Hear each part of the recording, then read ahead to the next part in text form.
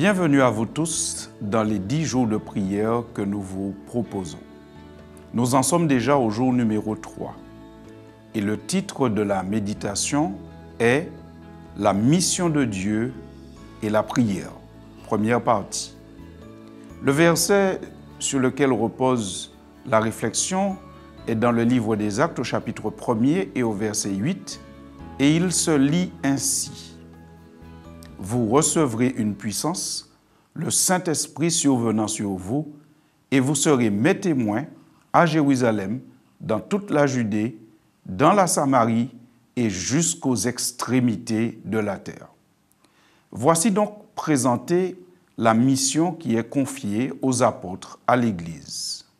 Le message des 3 anges est un appel urgent à la mission. La tâche première paraît impossible. La tâche première, c'est atteindre le monde avec l'Évangile. Le défi de la mission à la fin des temps est identique à celui auquel l'Église du Nouveau Testament a été confrontée dans le livre des Actes.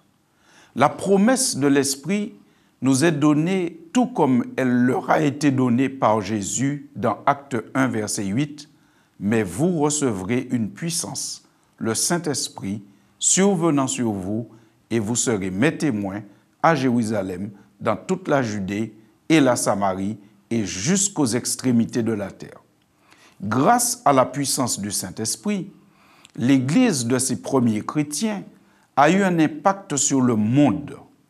Des dizaines de milliers de personnes ont accepté le Christ comme Messie et ont été baptisés. Le livre des Actes révèle la relation intime entre une Église qui prie et une Église qui témoigne, remplie de l'Esprit. Acte 1, verset 14 déclare que tous d'un commun accord insistaient dans la prière. Selon Acte 2, verset 42, ils persévéraient dans l'enseignement des apôtres, dans la communion fraternelle, dans la fraction du pain et dans les prières. Le chapitre 4, au verset 31, poursuit en disant « Après avoir prié, le lieu où ils étaient assemblés trembla. Ils furent tous remplis du Saint-Esprit et ils annonçaient la parole de Dieu avec assurance. » Remarquez 3 choses dans ce dernier passage. Les croyants ont prié, ils ont été remplis du Saint-Esprit et le résultat fut qu'ils ont annoncé la parole de Dieu avec audace, ou mieux traduit, avec confiance. La prière, le Saint-Esprit et la mission forment donc un tout. À propos de l'expérience des disciples, Ellen White commente en disant « Nous devrions prier avec autant d'ardeur pour l'effusion du Saint-Esprit que les disciples l'ont fait le jour de la Pentecôte. S'ils en avaient besoin à ce moment-là, nous en avons encore plus besoin aujourd'hui. » Ceci se trouve dans le livre Testimony for the Church, volume 5, page 158. Quelle perspicacité divine si les disciples avaient besoin de l'effusion du Saint-Esprit pour atteindre le monde.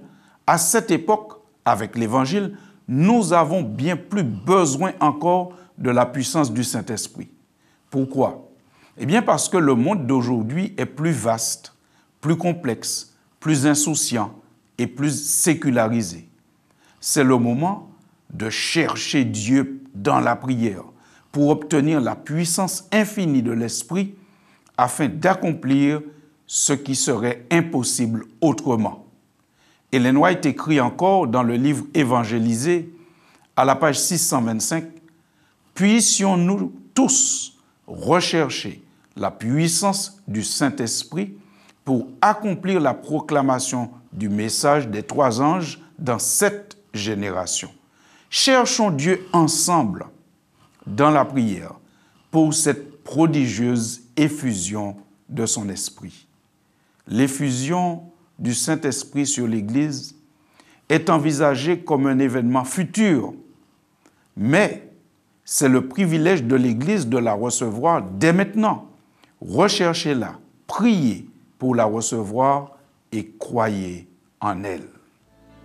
Puisque l'invitation nous est faite, nous allons donc prier pour rechercher le Saint-Esprit afin que nous puissions ensemble accomplir la mission. Seigneur,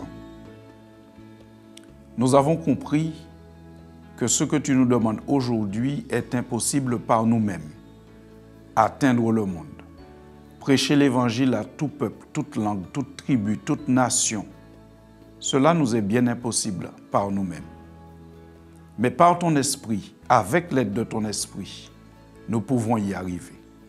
C'est pourquoi aujourd'hui, en toute simplicité et avec sincérité, nous te prions de remplir nos cœurs. Nous te prions de nous conduire par ton Saint-Esprit afin que nous soyons de fidèles serviteurs au nom de Jésus. Amen. Merci pour votre écoute et restez fidèles pour la suite. Merci.